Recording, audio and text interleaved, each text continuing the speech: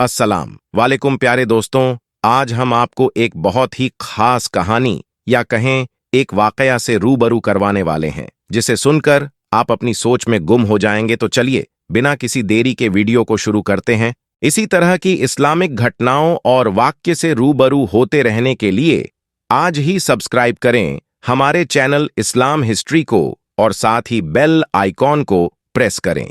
आज जो मंजर मेरे सामने था उसे देखकर मैं हैरान थी। वह शख्स इस बकरी को अपने गले से लगाए बैठा था और बकरी के आसपास लोगों का हजूम था। मैं इस गांव की दाई थी और मैंने इस गांव की आधी से ज्यादा औरतों के यहाँ विलादत करवाई थी। सब लोगों का मुझ पर बहुत भरोसा था, लेकिन जब मौलवी उस्मान मेरे पास आया तो मैं हैरान रह गई। कहने लगा कि अम्मा, आज आपकी जरूरत पड़ गई है। मैंने कहा कि तुम्हें मेरी जरूरत कैसे पड़ गई? तुम्हारे घर में तो ऐसा मामला हो ही नहीं सकता, क्योंकि तुम्हारी बीवी बांझ है। उसने कहा कि नहीं नहीं, मुझे आपकी जरूरत तो है, लेकिन अपनी बीवी के लिए नहीं। मुझे आपकी जरूरत बानो के लिए है। मैंने कहा कि बानो के यहाँ विलादत होने वाली है? तो उसने कहा कि हाँ, उसके यहाँ विलादत होने वाली है, आप जल्दी से आ जाए। मैं चली गई, क्योंकि यह काम कोई इतना मुश्किल नहीं था। एक बकरी के यहाँ विलादत होने वाली थी। मौलवी उस्मान को अपनी बकरी से बहुत ज्यादा मोहब्बत थी। उसने इसका नाम बानो रखा हुआ था। वह इस बकरी के पीछे पागल था, उसका बहुत ज्यादा ख्याल रखता था,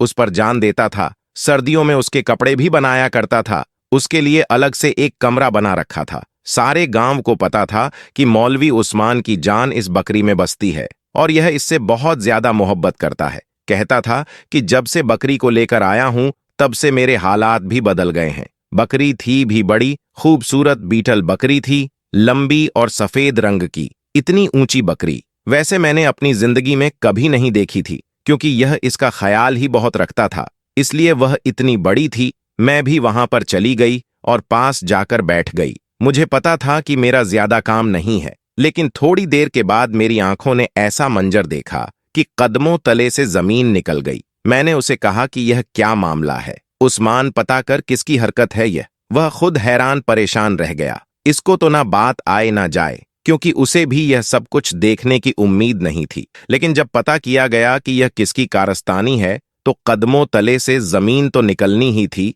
सर से आसमान भी उड़ गया था। क्योंकि अब मौलवी उस्मान कभी भी खुद से नजरें नहीं मिला सकता था, क्योंकि यह काम सिर्फ एक का नहीं, बल्कि लोग कहते हैं कि एक मां के जज्बात सिर्फ औरतों में नहीं होते, लेकिन कुछ मर्द ऐसे होते हैं जिनको औलाद पैदा करने का बहुत शौक होता है। मौलवी उस्मान भी ऐसा ही था। मेरे ही हाथों पर पैदा हुआ था। उसकी मां बड़ी अच्छी औरत थी, अब इस दुनिया से जा चुकी थी। उसके घर में उसकी एक बीवी रहती थी, जो बस मुनासिब सी ही खातून थी। न किसी से ज्यादा बात करती, न कहीं आना जाना रखती, और इसकी वजह यह है कि वह बांझ थी, बच्चे पैदा नहीं कर सकती थी। अक्सर मेरे पास आती थी, मुझसे कोई दवाई लेकर जाती थी। क्योंकि मैं इस गांव की दाई थी, मैंने उसे कहा था कि तेरे यहां उम्मीद नहीं होने वाली तो शहर जाकर एक दफा अपना चेकअप करवा ले। आजकल शहरी डॉक्टर ने बड़े बड़े तरीके निकाले हैं, शायद तेरे यहां भी औलाद हो जाए। लेकिन वह कहती थी कि आपको तो पता है हम गरीब लोग हैं और मौलवी उस्मान कभी भी मुझे शहर लेकर नहीं जाएगा।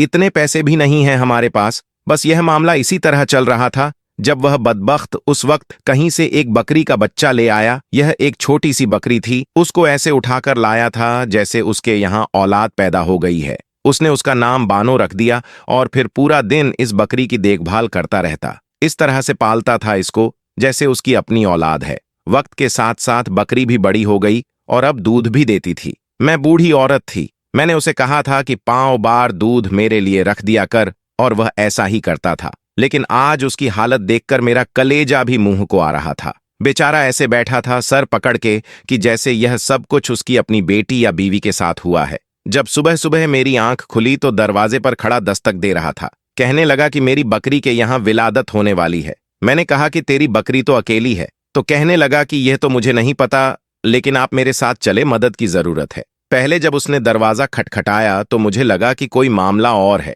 लेकिन फिर मैं जानती थी कि इसकी बीवी के यहाँ तो औलाद नहीं हो सकती थी और वह अपने शहर को पसंद भी नहीं करती थी। कहती थी कि माँ बाप ने जबरदस्ती शादी करवा दी है। वह लड़की अच्छी थी, लेकिन आहिस्ता आहिस्ता उसने आना जाना काम कर दिया। क्योंकि यह गांव था, यहाँ पर किसी औरत का बांझ होना बहुत बुरा गुनाह समझा जाता था। मुझे अपने साथ लिए कमरे में दाखिल हुआ। यह कमरे इसने बानो के लिए ही बना रखा था। वह वहां पर बैठी कुछ बीमार सी लग रही थी। मैंने कहा कि देख, ये मेरा काम है नहीं, लेकिन वह जो जानवरों का डॉक्टर है ना, वह यह गांव छोड़कर चला गया है, इसलिए चल, मैं तेरी थोड़ी बहुत मदद कर देता हूं। मैं वहां जाकर बैठ गई और मैंने अपना हुक्का भी अपने पास रख लिया। मुझे क्या पता था कि आज मेरी जिंदगी का अजीबोगरीब दिन है। मुझे कुछ ऐसा देखने को मिलेगा कि मैं हैरान रह जाऊंगी। मैंने उससे कहा कि तू बाहर चला जा, और मैं हुक्का पीना शुरू कर दिया। जब थोड़ी देर के बाद मुझे अपने आसपास से किसी नामालूम बच्चे की रोने की आवाज आई, मैं तो हैरान रह गई। मैंने कहा कि यह आवाज कहां से आ रही है? कहीं यह आवाज मेरे दिमाग में तो नहीं गूंज रही? इतनी औरतों के बच्चे पैदा करवाए थे कि ऐसा लगता था कि यह सब अब मेरे साथ रोज ही होता है। लेकिन जब आंखें मलकर एक तरफ देखा तो हैरान रह गई। बानो की हालत अभी भी खराब थी, लेकिन इसके पास एक नामालूम बच्चा पड़ा हुआ था जो रो रहा था। मैंने बानो को चेक किया। उसका पेट पहले से छोटा लग रहा था। मेरा तो दिमाग घूम गया। मैंने कहा कि यह क्या मामला है, लेकिन वह बच्चा ऐसे ही घास पर पड़ा था। मैंने जल्दी जल्दी उसे उठाया और अपनी चादर में लपेट लिया। जब मैं वह बच्चा उठकर बाहर निकली तो सामने मौलवी उस्मान की बीवी और गांव की एक औरत खड़ी थी। शायद वह दूध लेने के लिए ही आई थी, लेकिन जब यह इसने मंजर देखा तो वह भी हैरान रह गई, और उसकी बीवी भी। उसने कहा कि यह क्या बात है अम्मा, ये तुम्हारे हाथ में क्या है? मैंने कहा कि क्या पागल हो गई हो, देख नहीं रही? बच्चा है, बच्चा बेटा है। इसने कहा कि बेटा? किसका बेटा? यह बच्चा कहां से आ गया? तुम तो अंदर बानो के पास थी, इसकी तबीयत खराब थी। मैंने कहा कि अब मैं तुम लोगों को क्या समझाऊं कि यह बच्चा कहां से आया है? मुझे तो खुद नहीं पता, लेकिन जल्दी जल्दी इसको संभालो, नहीं तो यह बीमार हो जाएगा। मौलवी उस्मान की बीवी ने बढ़ के बच्चा मेरे से ले लिया और कहा कि मैं इसका ख्याल करती हूं। वह बड़ी जल्दी जल्दी आगे बढ़ी थी, बच्चों को लेकर अंदर जा रही थी। जब मौलवी उस्मान ने यह मंजर देख लिया, उसने कहा कि बानो कैसी है? मैंने कहा कि बानो तो ठीक है, लेकिन और बहुत से मामलात खराब हैं, इतने खराब हैं कि तू भी कभी ठीक नहीं कर सकता। उसने कहा कि क्या मतलब? और मैंने उसे बताया कि तेरी बकरी के यहां विलादत हुई है, बच्चा पैदा हुआ है। उसने कहा अच्छा, कैसा है बच्चा? मैंने कहा कि इंसानी बच्चा पैदा हुआ है। कमबख्त, यह बात करने की देर थी, वह हैरान रह गया। उसने कहा कि क्या मतलब, इंसानी बच्चा पैदा हुआ है? अम्मा, मैं आपको नींद से जगा कर लाया। इसका मतलब यह नहीं कि आप हवा में बातें करो। अगर आपको नींद आ रही है तो आप दोबारा जाकर सो जाओ, लेकिन यह कैसा मजाक कर रही हो? उसने कहा कि मजाक? जाकर देखा तेरी बीवी अंदर क्या लेकर गई है। वह फौरन अंदर भागा। मैं भी उसके पीछे गई। उसकी बीवी ने इस बच्चे को कपड़े में लपेट के अपने पास लुटा दिया था, और दूसरी औरत को कहा था कि जाकर अपने घर से बच्चे का फीडर और दूध ले आए, क्योंकि इस औरत के यहां भी अभी अभी बच्चा पैदा हुआ था। वह फीडर और दूध ले आई और अब इस बच्चे को दूध पिलाया जा रहा था। बच्चा बिल्कुल ठीक ठाक था। मेरी नजर बड़ी तेज थी। मैं उनकी नजर में देखकर यह बता देती थी कि बच्चों को कोई मसला है या नहीं। वह तो दूध पीकर सुकून से सो गया, लेकिन अब इस घर के लोगों का सुकून बर्बाद होने वाला था। मौलवी उस्मान तो जमीन पर बैठ गया और अपना सर पीटने लगा। उसने कहा कि यह कौन सा जमाना आ गया है? ये क्या हो गया? मुझे तो कुछ समझ नहीं आ रहा। आप लोगों ने मेरे साथ कोई खेल तो नहीं खेला? हमने कहा कि हमने तेरे साथ क्या खेल खेलना था? तू बता कि यह सब क्या है? तेरी बकरी थी, तेरे आसपास रहती थी, तू इसका ख्याल करता था। इसने कहा कि मैं तो कभी सोचा भी नहीं था कि मेरी बकरी के यहां विलादत होगी, और जब विलादत होने वाली थी तो मुझे लगा कि कोई छोटा सा मेमना ही इस दुनिया में आएगा, लेकिन यह बच्चा ये कहां से आ गया? इसकी बीवी कुछ अजीब सी हरकतें कर रही थी, बच्चों को बड़े प्यार से संभाल रही थी, ना कुछ बोल रही थी ना कुछ कह रही थी। हम सब हैरान थे, तो उसको भी तो हैरान होना चाहिए था, लेकिन वह हैरान नहीं थी। हम ये सोच रहे थे कि यह सब कैसे हो गया, और कुछ भी नहीं बोल रही थी। जिन औरतों के बच्चे नहीं होते, अमूमन उन्हें बच्चों का बहुत शौक होता है, लेकिन इस औरत से मैं जब भी पूछती थी वह यही कहती थी कि मुझे बच्चों का कोई शौक नहीं है। अगर बच्चे नहीं है तो मुझे कोई मसला नहीं है, लेकिन अब इस बच्चे को ऐसे पकड़ के बैठी थी कि जैसे खुद से दूर करेगी तो उसको सांस नहीं आएगा। मैंने कहा कि शमा, तू भी कुछ बोल ले, खामोश क्यों बैठी है? उसने कहा कि मैं क्या बोलूं, मेरे बोलने ना बोलने से क्या हो जाएगा? यही इस बकरी को उठाकर लाए थे, पूरा दिन इसके आसपास फिरते रहते थे। मुझे नहीं पता कि मैं किस पर शक करूं। मौलवी उस्मान ने पास पड़ा गिलास उठाकर जमीन पर दे मारा। उसने कहा कि क्या तू मुझ पर शक कर रही है? उसने कहा कि नहीं, मैं आप पर शक नहीं कर रही, लेकिन आप ही बताएं कि यह सब कैसे हो गया। यह सब कुदरत के खिलाफ है। अगर ऐसा हुआ है तो यह किसी की बहुत बड़ी सजा है। मौलवी ने कहा कि इस बच्चे का क्या करें। इससे पहले कि मैं कुछ बोलती, शमा कहने लगी कि बच्चों को मेरे पास ही रहने दे। अल्लाह ने हमें औलाद नहीं दी, बस यूं समझें कि हमें औलाद मिल गई है। आपको कितनी दफा समझाया, मैंने झगड़ा किया आपसे, लेकिन आपने कभी मेरी बात नहीं मानी। अब यह औलाद हमारे दरवाजे पर आ गई है, हम ही इसको पालेंगे। मर्द के अंदर बहुत सब्र होता है, लेकिन जब इसका सब्र जवाब दे जाता है ना, तो वह खामोश हो जाता है। मौलवी उस्मान के साथ भी यही सब हो रहा था। वह खामोश हो गया और उठकर वहां से चला गया। अब शमा रोने लगी। उसने कहा कि देखे ना अम्मा, मैंने उनसे इतनी दफा कहा कि हम किसी का बच्चा लेकर पाल लेते हैं। हमारी शादी को 10 साल हो गए हैं। 10 साल में तो लोगों के बच्चे जवान हो जाते हैं। ना यह मुझे डॉक्टर के पास लेकर गए, ना ये मुझे शहर लेकर गए। इन्होंने कभी मुझ पर ध्यान ही नहीं दिया। मुझसे ज्यादा तो उनको इस बकरी से ही मोहब्बत थी। इसने कहा कि किसी का बच्चा लेकर पाल लेते तो अच्छा था, आजकल ऐसे बच्चे मिलते नहीं है ना। शमा ने कहा कि नहीं अम्मा, ऐसी बात नहीं है। मेरी बहन है ना नाजिया, अल्लाह ने उस पर ऐसा करम किया है। एक साथ ही 3 बेटियां पैदा हुई थीं, फिर अल्लाह ने एक साथ 2 बेटे और दे दिए। वह हमें अपना एक बच्चा देने को तैयार थी। उसका शौहर तो मेहनत मजदूरी करता है, 5 बच्चों को कैसे पालता। और फिर मेरी बहन की औलाद थी। और यह जो आपका मौलवी उस्मान है ना, इसने कहा कि इसका बाप कमजात है और हमने ऐसा बच्चा नहीं लेना जिसके अंदर नीच जात का खून हो। देखें इसने कितने बड़े बड़े बोल बोले हैं, शायद इसके लिए अल्लाह ने इसको यह सब कुछ दिखाई है। इसने कभी मुझे संजीदा लिया ही नहीं, न मेरा इलाज करवाया, न मेरे लिए दुआ की, न मुझे कहीं दम करवाने ले गया। मैंने कहा कि किसी से औलाद ले लेते हैं, तो इसने मुझे 1000 बातें सुनाई। मैंने कहा कि फिर शहर जाकर किसी से यतीम खाने से बच्चा ले लेते हैं, तब भी इसने मुझे बुरा बुरा कहा। बस इस बकरी को लेकर बैठ गया। एक दिन तो मुझे कहता था कि यह बकरी ही मेरा सब कुछ है, और अगर मैं इसका काम ठीक से नहीं करती थी तो मेरे साथ लड़ाई झगड़ा करता था। मुझे कहता था कि मैं तुम्हें तलाक दे दूंगा। अब देख ले क्या मामला हुआ है। अब इस बकरी की वजह से यह पूरे गांव में भी मशहूर होगा, लेकिन अच्छे अल्फाज में मशहूर ना होगा। मेरी ही बद्दुआ लगी है शायद। मैंने कहा कि शमा, तू कैसी बातें कर रही है? तेरी बद्दुआ क्या ऐसी थी? क्या तूने ये मांगा था? तो शमा ज़ेर-ए-लब कहने लगी कि मैंने जो मांगा था वह मुझे मिल गया। मैंने कहा कि क्या बोली तू? उसने कहा कि मैं कह रही हूं कि मुझे यह बच्चा मिल गया, बस काफी है। मैं नहीं जानना चाहती कि यह बच्चा कैसे इस दुनिया में आया और इसका बाप कौन है। बस मैं इसको पालूंगी और अपने पास रखूंगी। मैं अपने घर चली गई। मौलवी उस्मान की माँ मेरी बहुत अच्छी सहेली थी, इसीलिए मुझे खाला कहता था, कभी अम्मा कहता था तो कभी खाला। शाम हुई तो वह मेरे घर आ गया। बड़ा परेशान था। इसने कहा कि एक बुरी खबर है। मैंने कहा कि क्या बुरी खबर है? तो कहने लगा कि बानो इस दुनिया से चली गई है, अभी अभी दफना के आया हूं। मैंने कहा कि मुझे बड़ा अफसोस हुआ। वह फूट फूट के रोने लगा। उसने कहा कि मेरी बकरी भी इस दुनिया से चली गई और मेरे साथ यह अजीब मामला हो गया। पूरे गांव में यह बात फैल जाएगी। क्या बनेगा? समझ नहीं आ रहा कि क्या करूं। क्या यहां से भाग जाऊं? लेकिन अगर भागूं तो क्या इस बच्चे को लेकर भागूं? मैंने कहा कि देख, इसमें बच्चों का कोई कसूर नहीं है। तेरी बीवी के यहां औलाद नहीं है, वह उसको पाल लेगी। इसका भी वक्त गुजर जाएगा, तो हम लोगों की आधी जिंदगी तो गुजर गई है। बच्चे नहीं हुए, अब अल्लाह ने शायद इसी तरह बच्चा देना था। तो उसने कहा कि नहीं, मैं ये सब कुछ ऐसे नहीं छोड़ सकता। मुझे पता लगाना है कि किसकी कारस्तानी है, किसने किया मेरी बकरी के साथ ये सब कुछ, क्योंकि जिसने भी ये किया यह इसके गुनाहों की सजा है। हमारे गुनाहों की सजा नहीं है। हमने कौन सा गुनाह किया था? मैंने उसे कहा कि मुझे एक मामला लगता है। मुझे ऐसा लगता है कि यह बच्चा तेरी बीवी का ही है, लेकिन शायद तुझसे नहीं है। इसने कहा कि क्या मतलब अम्मा, आप यह बात हवा में नहीं कर सकती, आपके पास सबूत होना चाहिए। मैंने कहा कि सबूत यही है कि वह इस बच्चे से बहुत ज्यादा मोहब्बत कर रही है, उसे गले से लगाकर बैठी है, छोड़ ही नहीं रही। ऐसी मोहब्बत तो सिर्फ ऐसी माँ को होती है जिसे खुद बच्चा जन्म दिया होता है, और माँ की मोहब्बत इस पल और बढ़ जाती है जब बच्चा उसकी गोद में आ जाता है।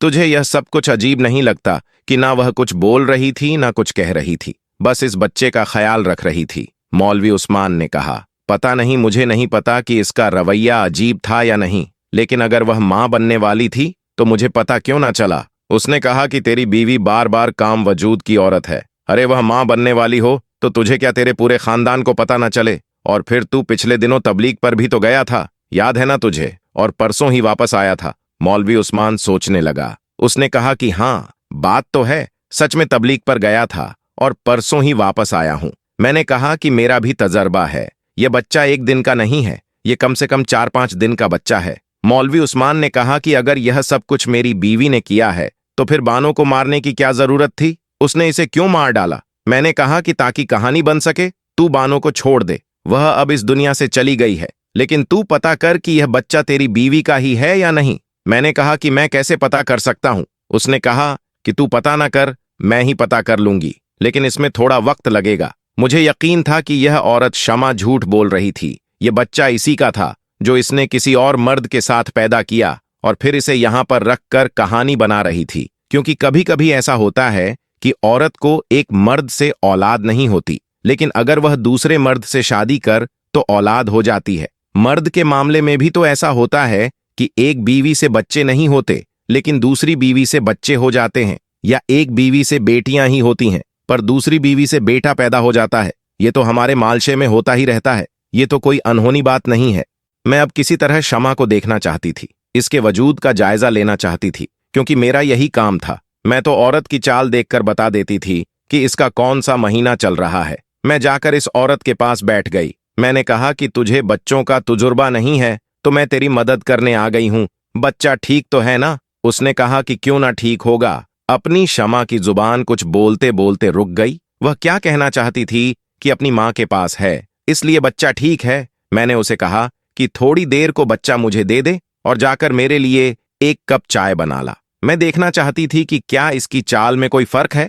दूसरी तरफ मौलवी उस्मान बाहर निकल गया था। वह यह पता करना चाहता था कि यह मामला कैसे हुआ है। वह आसपास मोहल्ले के लोगों से पूछ कर रहा था। लोगों से पूछ रहा था कि मेरे घर में कोई दाखिल हुआ था, या जिनके बकरे थे उनसे जाकर पूछताछ कर रहा था। लोग इसको बदले में और बातें भी सुना रहे थे, लेकिन इसने यह जानने की ठान ली थी कि आखिर मामला क्या है। और उधर मैं अपनी तकदीश में मसरूफ थी, लेकिन मेरा अंदाजा गलत निकला। शमा को देखकर ऐसा नहीं लग रहा था कि इसने इतनी जल्दी कोई बच्चा पैदा किया था। वह बिल्कुल ठीक ठाक फिर रही थी। फिर यह बच्चा था कि इसका कहीं वाक्य वह मामला तो नहीं था जिसे हम सिर्फ यह सोच के नजरअंदाज कर रहे थे कि ऐसा नहीं हो सकता। जबकि अगर कुदरत नाराज हो जाए तो फिर ऐसे ऐसे मामलात दिखाती है कि इंसान की अक्ल दंग रह जाती है। और यह कुदरत का गुस्सा जाहिर करने के तरीके होते हैं। इंसान इन चीजों को नहीं समझता। जब वह किसी दूसरे इंसान को यह चीजों के बारे में बताता है तो वह यही कहता है कि यह सब कुछ झूठ है, कहानी है, लेकिन होने को क्या नहीं हो सकता। मुझे एक औरत के बारे में पता चला कि इसने एक ऐसा बच्चा पैदा किया था। इसको देखकर सब लोग चीखें मारते हुए वहां से भाग गए थे, क्योंकि वह बच्चा था ही इस किस्म का। और मेरी हिम्मत थी कि इसने इस बच्चे को उठाकर उसकी मां की गोद में रखा था। इसकी मां के हाथ भी कांप रहे थे। वह भी बुरी तरह से रो रही थी। सब लोग कहते थे कि इसे सजा मिली है, क्योंकि उसने अपनी चारपाई पर पड़ी हुई सास की खिदमत नहीं की थी, बल्कि हमेशा उनको बुरे अल्फाज में पुकारती थी, गुस्सा करती थी, उनके काम नहीं करती थी। और फिर इसकी सास इसी तरह चारपाई पर दम तोड़ गई थी। वह बच्चा भी इस दुनिया में ज्यादा अरसे तक नहीं रहा, लेकिन इस औरत को बदल गया। इसके बाद वह बहुत नेक औरत बन गई थी। अपने शौहर का ख्याल करती थी और गांव वालों का भी काम किया करती थी, मुफ्त में। खैर, अब तो वह भी यह गांव छोड़कर जा चुके थे। शमा बच्चे का बहुत अच्छे से ख्याल रख रही थी।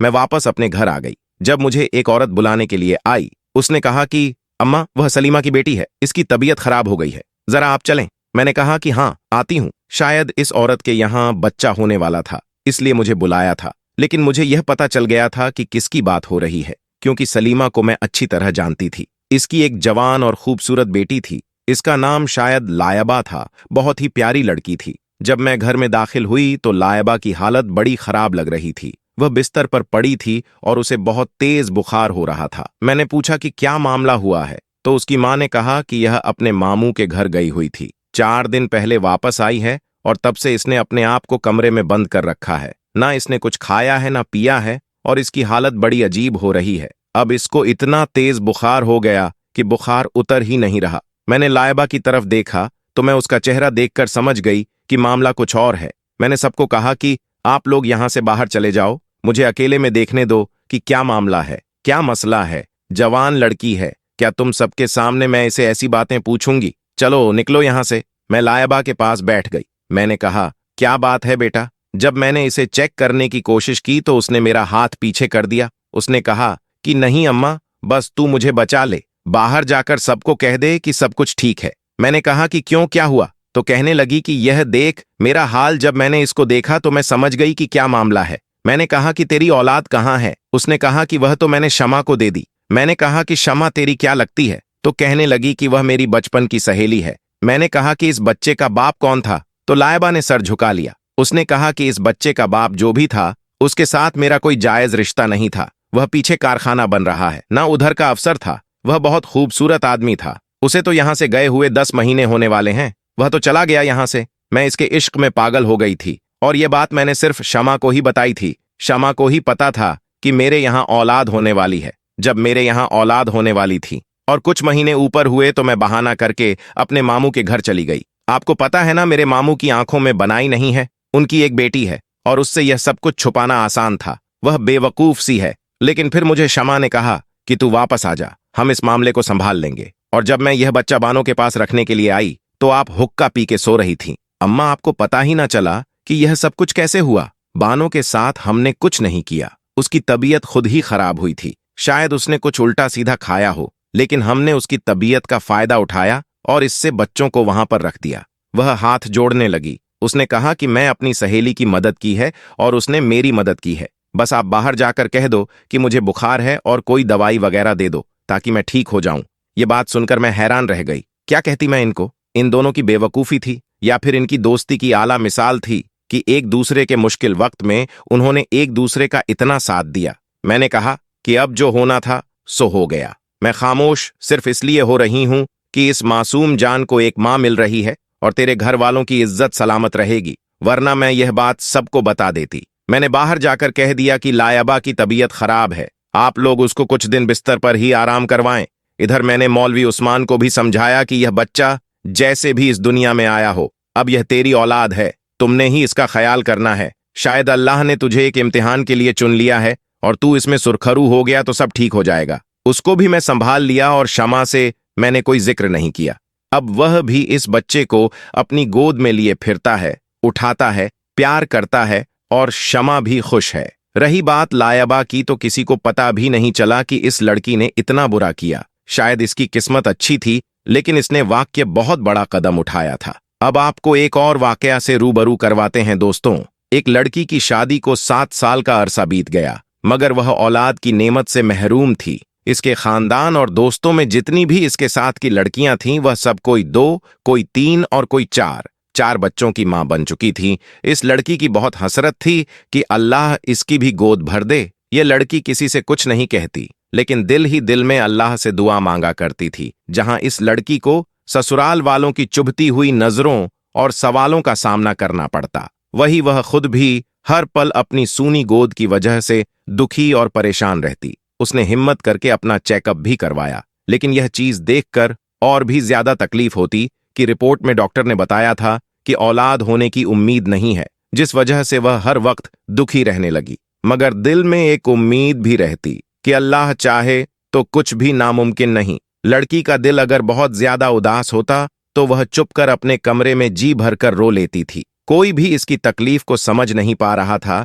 कि वह औलाद ना होने की वजह से खुद कितनी तकलीफ से गुजर रही है। ससुराल वाले तो बातें बनाते ही थे, लेकिन रिश्तेदारों और पड़ोसियों की बातें जलती पर तेल का काम किया करते, और उसकी सास कुछ बातें बाद में कर देती जिन्हें सुनकर दिल चाहता था कि वह मर जाए या उन लोगों से कहीं दूर चली जाए, क्योंकि उन लोगों की बातें दिन ब दिन बढ़ती ही चली जा रही थी। लेकिन उसे उम्मीद थी तो सिर्फ अल्लाह पाक से। वह हर नमाज में रो रो कर बस अल्लाह से एक ही फरियाद करने लग गई कि वो उसे औलाद की नेमत से नवाजे। वह बस अल्लाह की रहमत की आस में थी कि कब उसकी दुआ कबूल होती है। वक्त गुजरने के साथ जबकि देवरानी के यहाँ चौथे बच्चे ने जन्म लिया तो इसकी सास के तानों में और भी शिद्दत आ गई कि तू तो बांझ है, मेरा बेटा बे औलाद रहेगा। आखिर मेरे बेटे का कसूर क्या है जो यह बांझ पल्ले पड़ गई। एक दिन वह अपने देवर के बच्चे को गोद में लेकर प्यार कर रही थी कि ना जाने उसके दिल में क्या हुआ कि वह बच्चे को वहीं पर लिटाकर अपने कमरे में आई और इतना रोई कि सब घर वाले जमा हो गए। उसके दिल की हालत समझे बिना ही सब ये सोचने लगे कि यह देवर के बच्चों से जलती है, हसद करती है, देवर के बच्चों से नफरत करती है, इसीलिए रोती है। मगर उन जाहिलों को कौन समझाता कि अल्लाह ताला ने तो उसे ऐसा दिल दिया ही नहीं जो किसी से जलने वाला हो। वह तो बच्चे को प्यार करते वक्त अपनी सूनी गोद में इस कदर दिल गिरफ्तार हुई थी कि खुद पर काबू न रख सकी, और आज उसके आंसू भी सारे बंद तोड़कर बहने लगे। बस उसका एक शौहर था जिसने उसे कभी ताना नहीं मारा था। वो उसकी ख्वाहिश को समझ सकता था। एक दिन किसी ने कहा कि अपने शौहर के भी टेस्ट करवाओ। पहले तो इस बात पर बहुत हंगामा हुआ, लेकिन फिर बाद में उसके शौहर ने कहा कि टेस्ट करवाने में आखिर क्या हर्ज है। उसके शौहर का टेस्ट करवाया गया। जब रिपोर्ट सामने आई तो वो ठीक थी। फिर तो घर में एक तूफान आ गया। सब कहने लगे कि अब इस लड़की को फारिग करो, हम तुम्हारी दूसरी शादी करेंगे। लेकिन उसका शौहर किसी भी सूरत उसे तलाक देने को तैयार न था। शौहर की मोहब्बत में एक जरा भर भी कमी नहीं आई थी, बल्कि वो इसकी दिलजोई इस अंदाज में करता कि अगर अल्लाह ताला को मंजूर होगा तो हमें औलाद जरूर होगी। इसने अपने शौहर से कहा कि आप दूसरी शादी कर लो, मगर वह अपनी बीवी से बहुत प्यार करता था, इसीलिए किसी भी सूरत नहीं माना। एक दिन इसकी सास ने बहुत लान तान की, यहां तक कह दिया कि तुम चाहती ही नहीं कि हमारे घर खुशियां आएं। सास की जली कटी बातें सुनकर यह बहुत परेशान हुई और उसने वज्जू किया। जब दुआ के लिए हाथ उठाए तो ऐसी रिक़्क़त तारी हुई कि कुछ ना बोला जाए। वह कुछ नहीं बोल पा रही थी। फिर सजदे में गिरकर अल्लाह ताला से फरियाद करने लगी, या अल्लाह, अगर तूने मुझे बेऔलाद रखना है तो तूने मुझे इस दुनिया में औरतों के रूप में क्यों भेजा? या अल्लाह, सारी दुनिया के डॉक्टर्स चाहे जो मर्जी कहते रहे, मुझे बस तेरा ही आसरा है। वह औरत सजदे में और भी दुआ मांगती रही। उस रात सजदे में रो रो कर उसने ऐसी फरियाद की कि उसकी आंखों पुकार सुनकर कायनात की हर चीज शायद उसकी सिफारिशी बन गई और अल्लाह पर उसका भरोसा जीत गया। और फिर चंद हफ्तों के बाद वह हुआ जिसकी किसी को भी उम्मीद ना थी। डॉक्टर बार बार उसकी रिपोर्ट देख रहे थे।